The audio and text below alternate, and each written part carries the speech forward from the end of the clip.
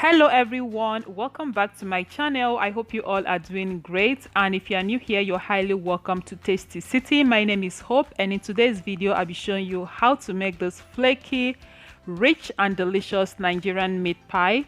If you like to see how I made this, then please stay tuned and keep watching.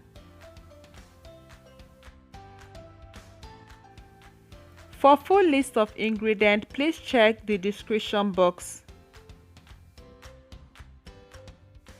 To begin, I'll start by making the meat pie filling. In a pot, I've just added a bit of oil. Once it heats up, I'll go ahead and add my chopped onion and minced garlic, and I'll saute for about a minute or two.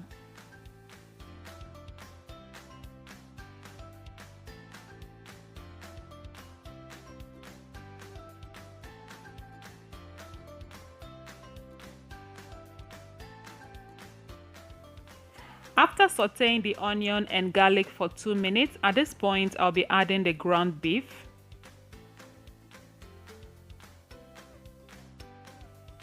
So next I'm just going to break that up a bit before adding the rest of my ingredients.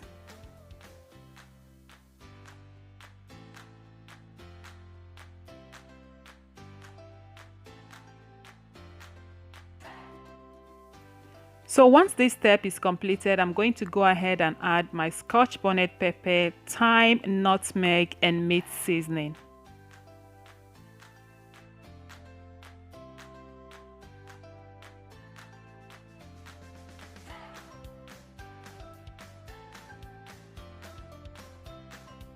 And at this point, you can also add a bit of curry powder if you prefer. So once I'm done adding the seasonings, I'm going to be stir frying this on a medium heat for about 8 to 10 minutes or until the meat is no longer pink.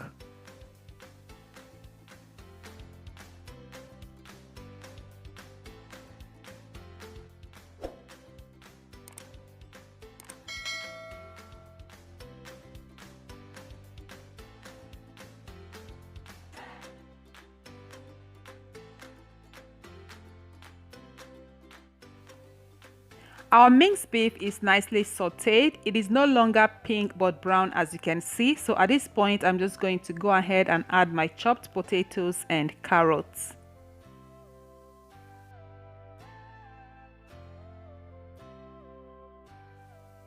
Next, I'm going to add a cup of water. I will stir and allow to cook on a medium heat for just 5 minutes. Please do not overcook this because it is still going to cook further in the oven during the baking process.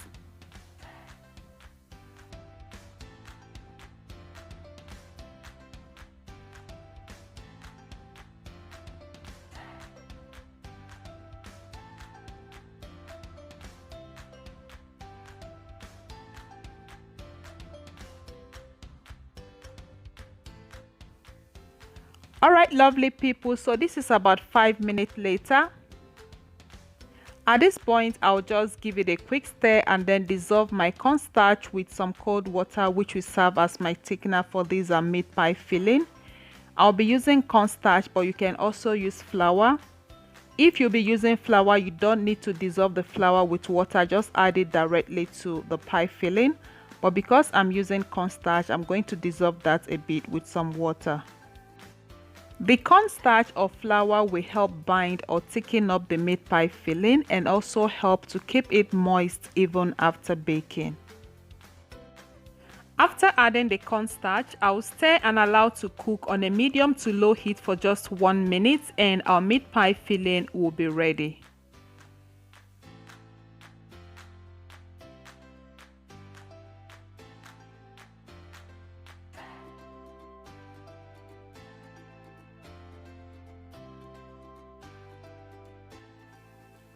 So here we have our meat pie filling. I have carefully transferred it into a bowl. I'm just going to set it aside and allow it to cool down completely while we proceed to make the dough.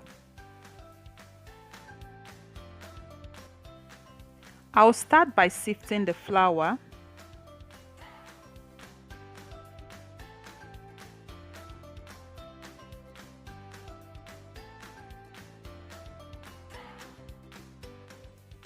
Once that step is completed, to that I'll add the baking powder.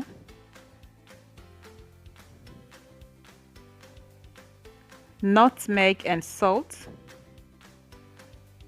Then mix well to combine. Next, I'll scoop in 400 grams of butter, then work that in until it is nice and crumbly.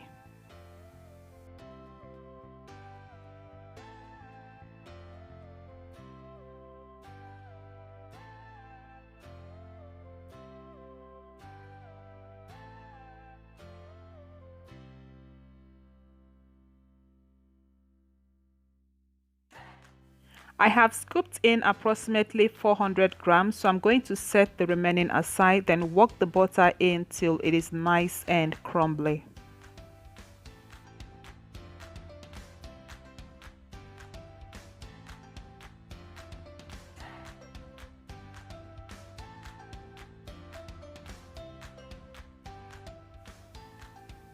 Our flour mix is nice and crumbly, as you can see.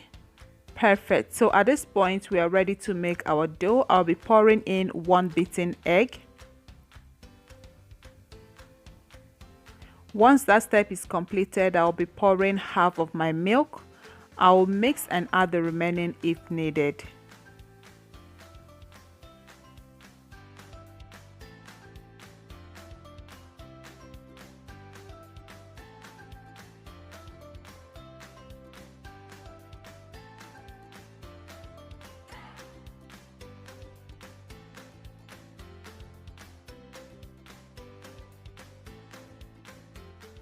At this point, I have just added the remaining milk and our dough is coming together. Once it forms, I'm going to be kneading the dough for just a minute. Please do not over knead the dough, otherwise you will end up with a tough pie.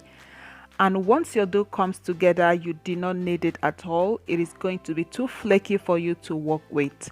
So knead the dough for at least a minute, but please do not over knead.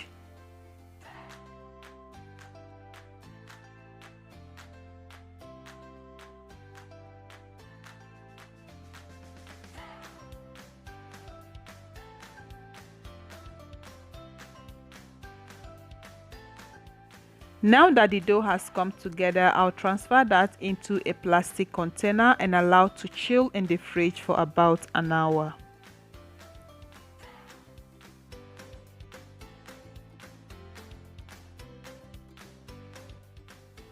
I have my oven tray lined with parchment paper, but if you don't have a parchment paper, then you can also use foil.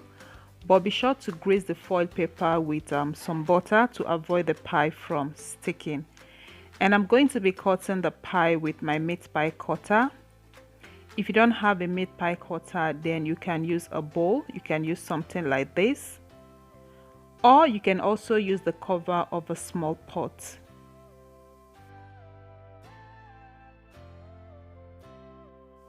Alright, lovely people, so now we are ready to make our meat pie. The filling is completely cool.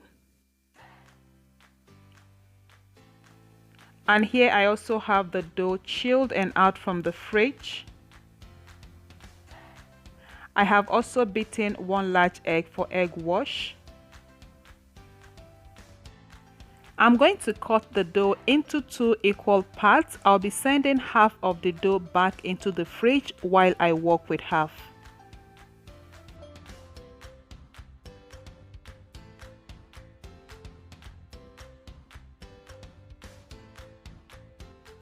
And next, I'll divide this into 8 equal parts.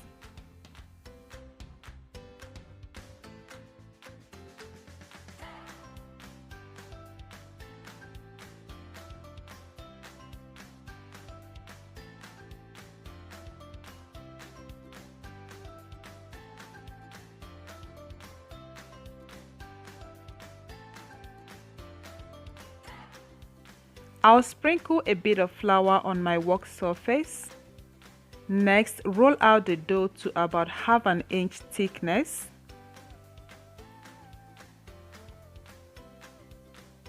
Once that step is completed, I'll place the dough on my meat pie cutter, just like so. Scoop in about 1 tablespoon of the meat pie filling. It is important not to scoop in excess filling for easy seal.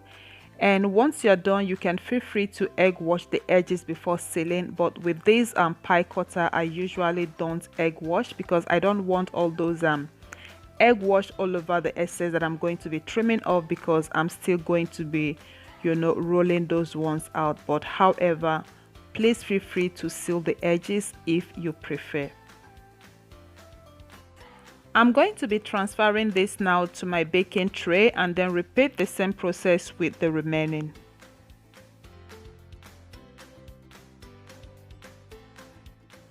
Alright, lovely people, so here I have the first batch of the pie ready to be baked, and because I have a small oven, I'm gonna be baking twice. So the next step is to egg wash, pierce the pies and allow to bake in a preheated 170 degrees Celsius oven for about 30 to 35 minutes depending on your oven.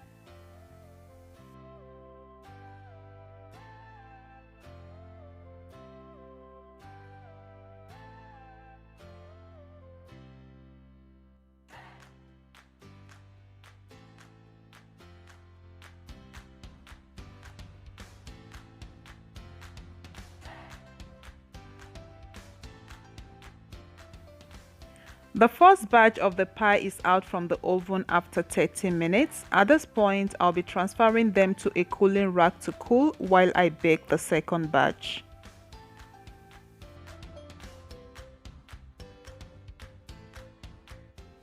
So while the first batch was baking, I went ahead to prepare the remaining half in the fridge. I'm going to egg wash. Once I'm done, I'm going to pierce for steam to escape during the baking process, and I'm also going to be baking this on a preheated 170 degrees Celsius oven for about 30 to 35 minutes thereabouts.